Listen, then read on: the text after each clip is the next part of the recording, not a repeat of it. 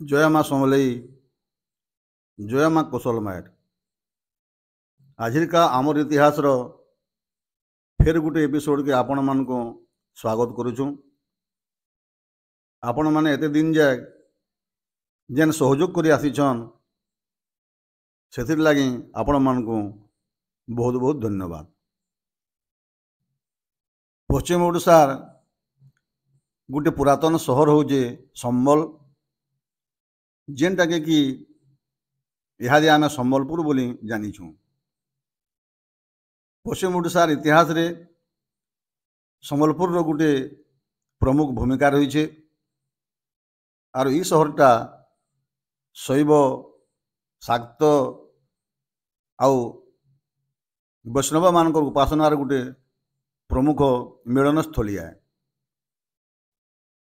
ई संबलपुर सहर अधिष्ठात्री देवी होउजन माँ समलेश्वरी समलई। माँ समलेंकर ना थी ई सहर ना होइछे बोली आगरू लोक कथा रही है, किंवदंती भी रही है।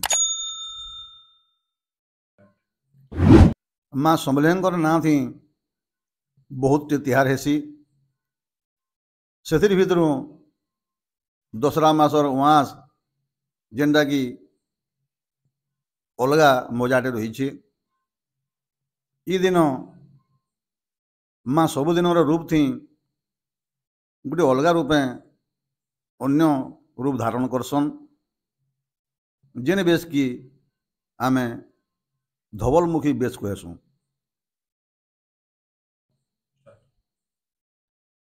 ई दिन महालया थीसी आरु दशरा भी मूल हेसी। से लगे ई दिनटा बहुत जाकजमक पालन करा जायसी। ई बेश आउ ई बेश हेबार बाबद रे जेन रहस्य गोटे रही है से विषय थी आज भिडियोटा बनाई है। आसन आमे से विषय रे जानमा। आगे बढ़वार आगुन आपण मान गोटे अनुरोध अच्छे, जदि आपण मैंने सब्सक्राइब नहीं करी तो करी नौन। आरो जदि सब्सक्राइब करिछन बोले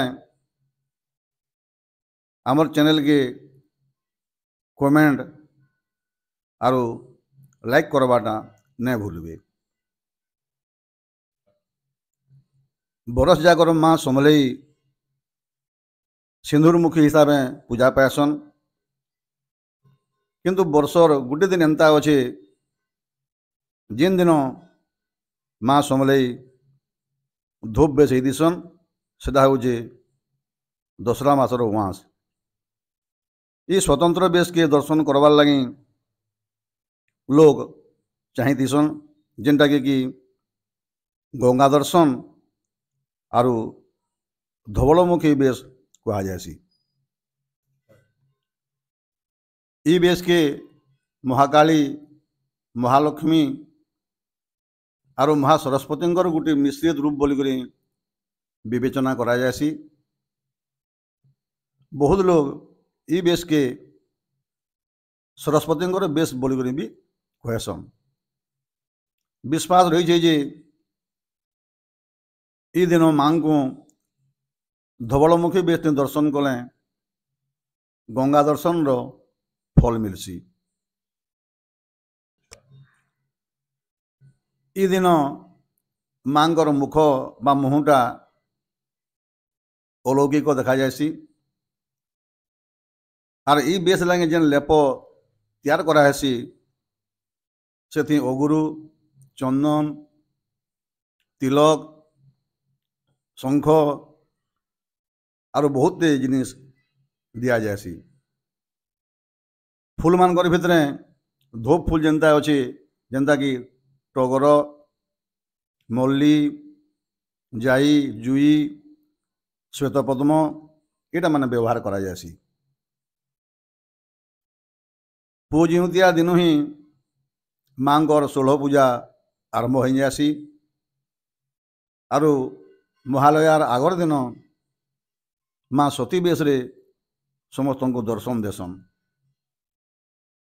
उहाँसर आगर दिन माँ को कर्पूर आरो गंगाजल मिशा पैन थी गोधे करी नाना प्रकार प्रलेप लगे करी माँ को धवल बेसरे सजाई दिसी।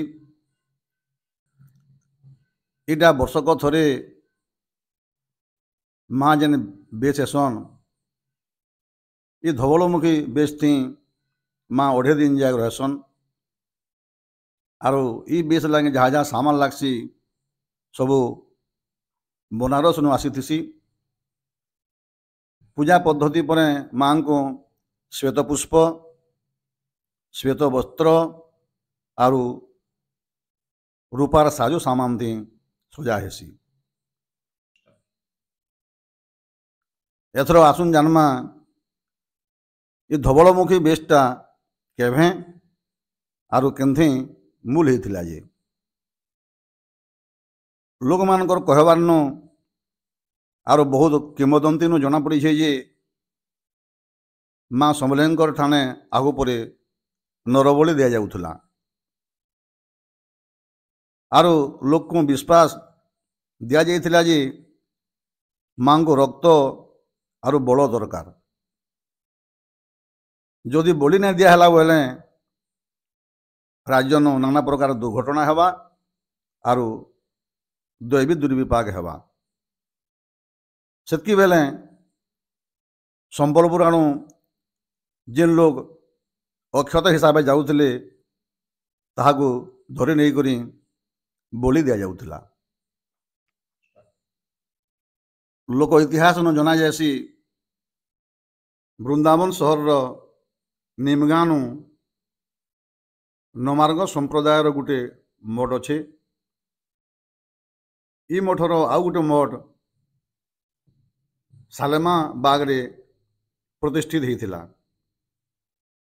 थरे ये सालेमा बाग आश्रम नु पुरी के जगन्नाथ महाप्रभु को दर्शन करवार लगे 4टा सन्थ बाबा आसीथिले।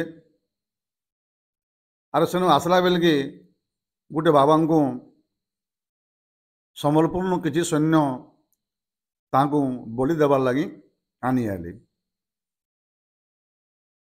ताकर उद्देश्य के जानी करी से सन्थ बाबा बलि देवार आगर मते टिके राजांकर संगे भेट करे नब बोली करी गुहारी करिथिले। राजांकर संगे भेट पड़ले कि से कहले मते जदि बलि देव बोले तार आगर मते जीवित अवस्था माँ गभीरान बंद कर नियो।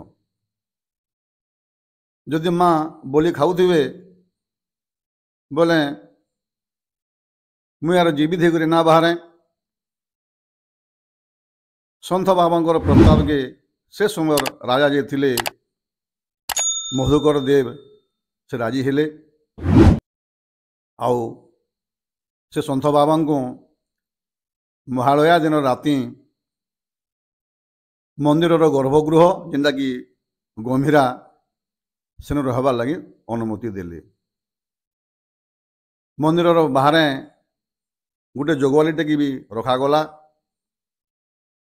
तार आर दिन राजा जेते बेले तांकर पात्र मंत्री परिषद मान संगे मंदिर के आसिले आर कबाट खोला है।